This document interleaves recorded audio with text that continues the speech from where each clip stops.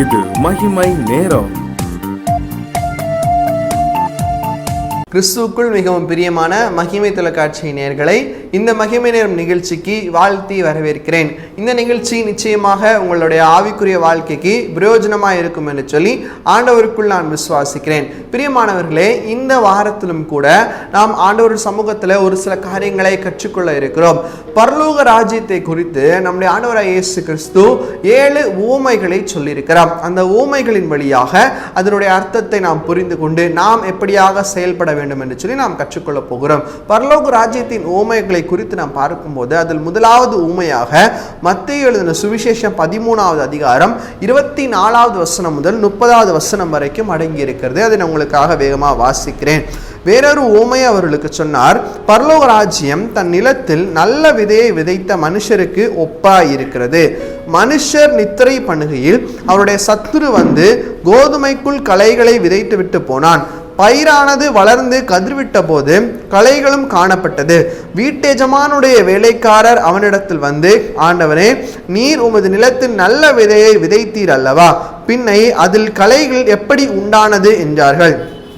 அதற்கு அவன், சத்துரு அதை செய்தான் என்றான். அப்பொழுது வேலைக்காரர், நாங்கள் போய் அவைகளை பிடுங்கி போட உமக்கு சித்தமா என்று கேட்டார்கள். அதற்கு அவன், வேண்டாம், களைகளை பிடுங்கும் போது நீங்கள் கோதுமையும் கூட வேரோடு பிடுங்காதபடிக்கு இரண்டையும் அறுப்பு மட்டும் வளரவிடுங்கள். அறுப்பு காலத்தில் நான் அறுக்கிறவர்களை நோக்கி, முதலாவது களைகளை பிடுங்கி அவைகளை சுட்டரிக்கிறதற்கு கட்டுகளாக கட்டுங்கள்.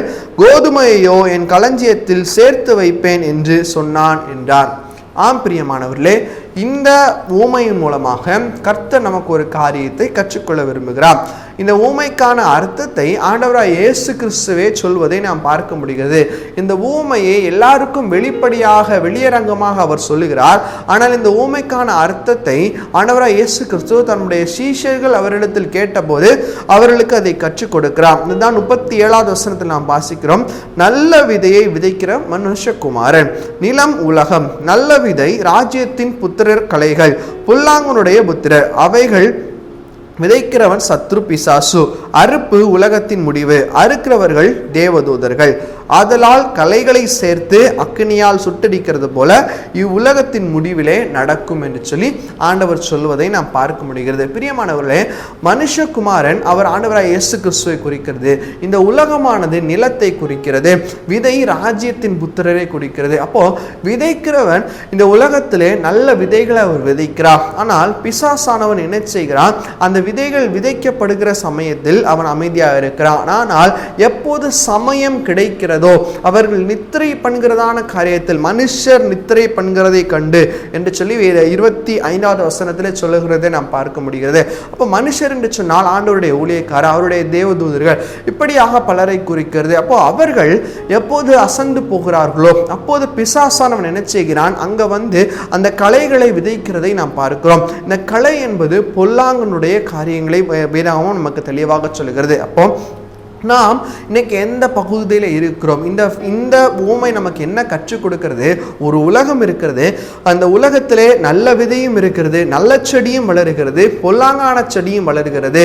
நல்ல செடி நல்ல கனிகளை கொடுக்கிறது, களை செடியோ அது கனிகளை கொடுக்க மாட்டாமல் போகிறது. இன்னைக்கு நாம இந்த உலகத்துல தான் இருக்கிறோம். இந்த உலகத்துல இருக்கிற நாம் நிஜமாகவே பரலோக ராஜ்யத்தின் புத்திரர்களாய் மாற்றப்படுகிறோமா?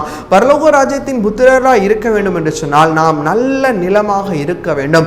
ஆண்டவருடைய சுவிசேஷம் நமக்குள்ளாக, சுவிசேஷ விதை நமக்குள்ளாக வந்தது நிமித்தமாக நாம் என்ன செய்கிறோம்? ஆண்டவருடைய சுவிசேஷம் நமக்குள்ளாக வளர்ந்து ஒரு நல்ல விதையாக நம்ம எழும்பி நிற்கிறோம். அந்த நல்ல விதை முளைத்து செடியாக பலன் தருந்து நம்ம எழும்பி நிற்கிறோம். ஆனால் பிசாசான இந்த உலகத்திலே களைகளையும் வைத்திருக்கிறான். ஆனால் நாம் என்ன செய்கிறோம்? இந்த களைகளோடு சேர்ந்து தான் இருக்கிறோம். ஆனால் இந்த களைகளுக்கும் நமக்கும் ஒரு உறவு இருக்கவே கூடாது. அதை தான் ஆண்டவர் சொல்கிறார்.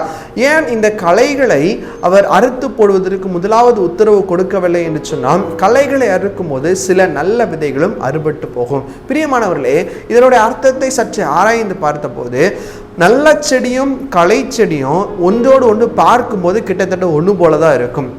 அதை எப்போது இது நல்ல செடி இது களை செடி என்று சொல்லி அறிந்து கொள்ள முடியும் என்று சொன்னால், அது கனி கொடுக்கும் போது மட்டும்தான்.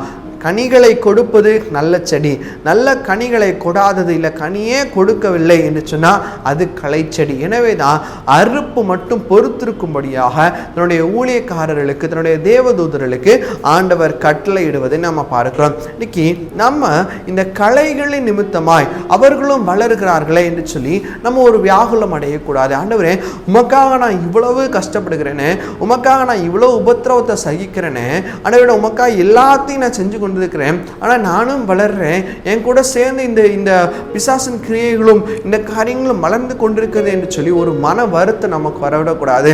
நம்ம நல்ல விதையா நம்ம விதைக்கப்பட்டிருக்கிறோம். நல்ல விதையா விதைக்கப்பட்ட நாம நம்முடைய காரியங்களில் கவனம் செலுத்தி நம்ம மாத்திர கரெக்டாக வளர்ந்து நமக்கென்று கொடுக்கப்பட்டிருக்கிறதான பொறுப்பு என்ன பொறுப்பு? கனி கொடுக்கிறதான பொறுப்பு. ஆண்டவர் நம்ம இடத்துல வந்து கனியை தேடும் போது அந்த இடத்துல கனி இருக்கணும். நம்ம களைகளின் மேல கவனம் செலுத்தி களைகளோடு கூட உறவாடி மற்ற மக்களோடு கூட ஆண்டவருக்கு பிரியமில்லாத காரியங்களை நம்ம செய்து கொண்டிருப்போமானால் ஏற்ற வேளையில நம்மளால கனி கொடுக்க முடியாது. இதைதான் இந்த பரலோக ராஜ்யத்திற்குரிய உவமை நமக்கு கற்றுக் கொடுக்கிறது. ஆண்டவருடைய வருகையின் சமீபம் என்று சொல்லும் போது ஆண்டவர் அந்த நேரத்தில் நம்ம இடத்துல கனிகளை எதிர்பார்ப்பார். அப்போ நம்ம இடத்துல கனிகள் இல்லாம வெறுமையான ஒரு செடியாய் நாம் இருப்போமானால் நம்மளையும் களைகளோடு கூட சேர்த்து சுட்டரிக்கிறதுக்கு ஆண்டவர் ஒப்பு கொடுப்பார். பிரியமானவர்களே, இந்த கோதுமை மணியை போல கனி கொடுக்கிறவர்களாய் ஒரு கோதுமை கதிரிலிருந்து விதைக்கப்பட்டதான விதையிலிருந்து அநேக கதிர்கள், அநேக கோதுமை மணிகள் விழுவது போல அப்படிப்பட்டதான கனிகளை கொடுக்கும்படியாக ஆண்டவர் நம்மிடத்தில் எதிர்பார்க்கிறார். எனவே இந்த வாழ்க்கை வாழ நாமே நம்ம அர்ப்பணிக்க வேண்டும். வேதாகமத்தில் நாம் பார்க்கும்போது பழைய ஏற்பாட்டின் காலத்தில் இந்த செடியை குறித்து இந்த உலகத்தை திராட்சை தோட்டத்திற்கு ஒப்பிடுவதை நாம் பார்க்க முடியும்.